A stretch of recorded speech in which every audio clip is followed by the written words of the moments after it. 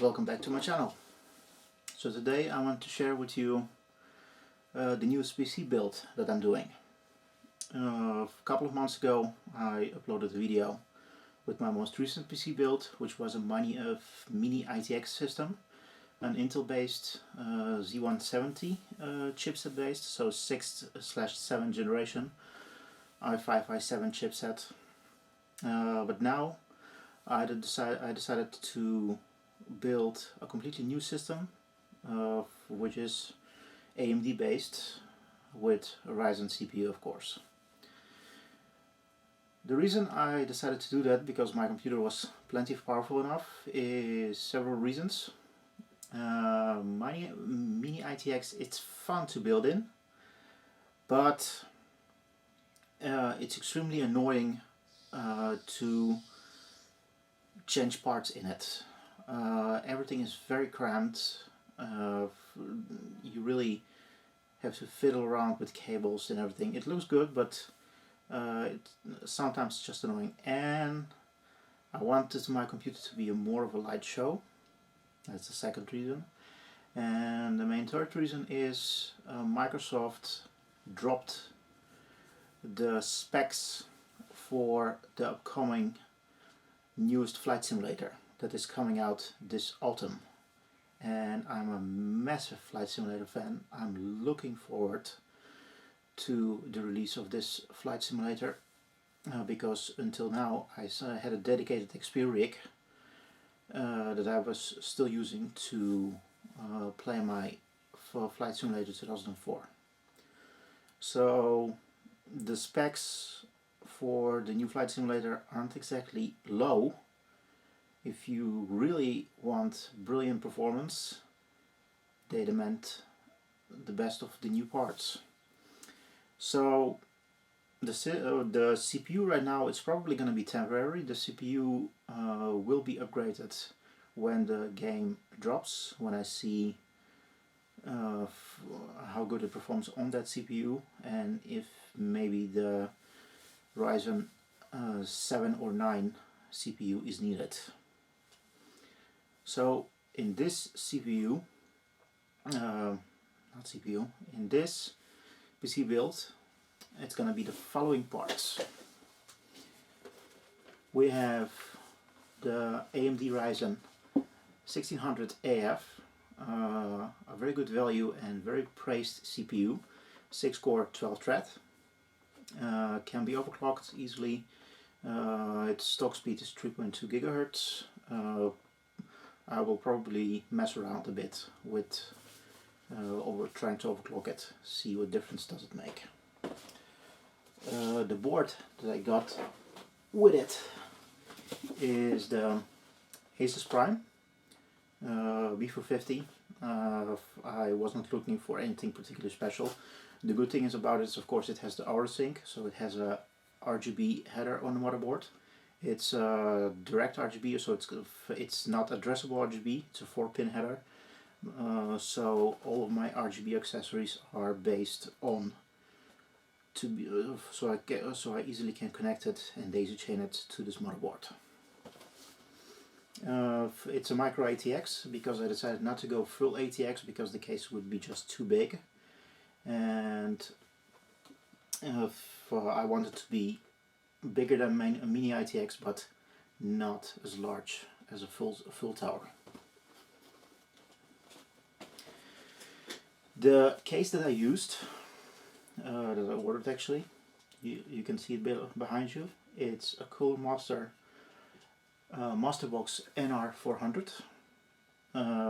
I purchased this case for the main reason it has an optical drive bay.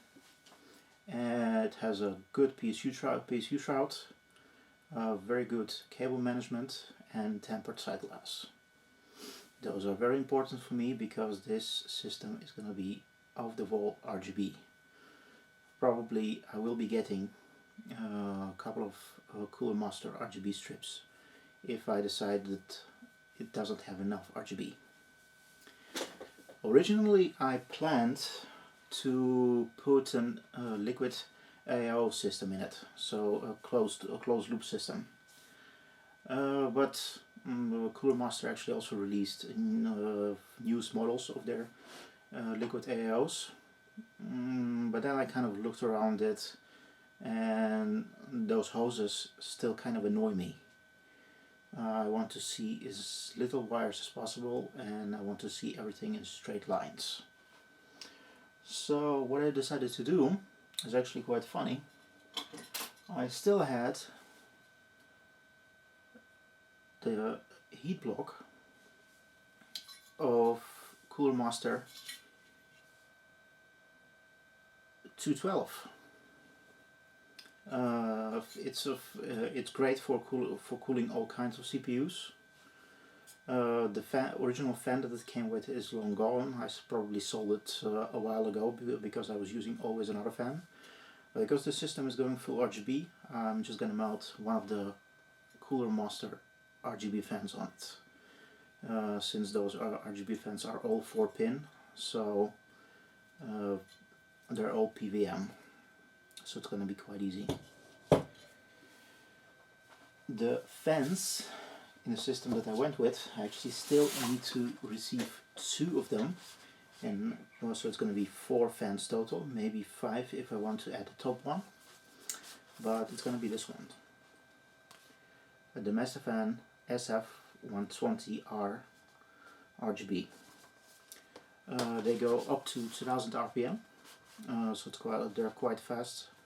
Regarding the RGB, there can be daisy chained together, so everything is great in sync, and they all will be able to use of the single motherboard header. I already checked the amps. It's going to be perfect. Beautiful fans, beautiful design, will work great in the case. There's going to be 2 at the front. One for the heatsink, and 1 exhaust. Maybe later I will add a top one. The GPU stored somewhere else right now, but I will be still using until the flight simulator drops. I will be using the GPU that I used in my previous rig, which is GeForce GTX 1060. Turbo from Asus. It's a blower style card. I love it.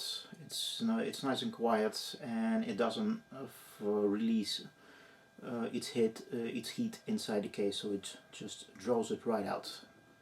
That's a great thing. And actually, to make it look even smarter than it is, from a company called Cold Zero. It's a company that makes aftermarket parts for computer cases, for GPUs, all that kind of stuff. I ordered a custom backplate for my GTX 1060 Turbo, so I'm very anxious to receive it. When it comes to power supply, it's the same thing. I will be using the power supply that I used in my last build because it's pretty good and it's fully modular. Which is Silverstone SX600-G, which is an SFX power supply, so it's going to be connected to an adapter, to a full ATX adapter, so I can screw it into my case. I already tried it out, it works perfectly, and that means all the cables, all the sleeve cables that I have with it, I will also be able to use in the system.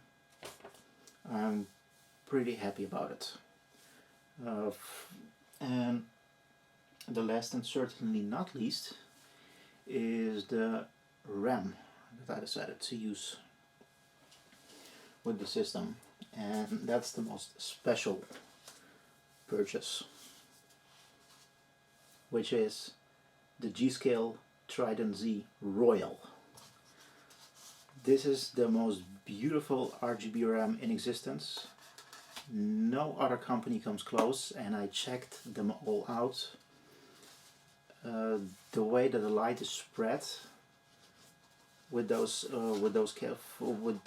Royal modules, no one comes close to it. Simply doesn't. And this is how it looks. It's a 16 gigabyte 3200 megahertz kit. Right now I purchased 2, and since I have 4 slots available, probably I will soon purchase another 16 gig, so it's for the 34 in total 32 gigabytes of internal memory. The main reason is because Microsoft really advises, if you want to go all the way, then you need 32 gigs of RAM, and this RAM will be perfect for it. So today I will be able to finish my build, and probably the last 2 fans that I ordered will arrive after the weekend. But right now, this is how it looks inside.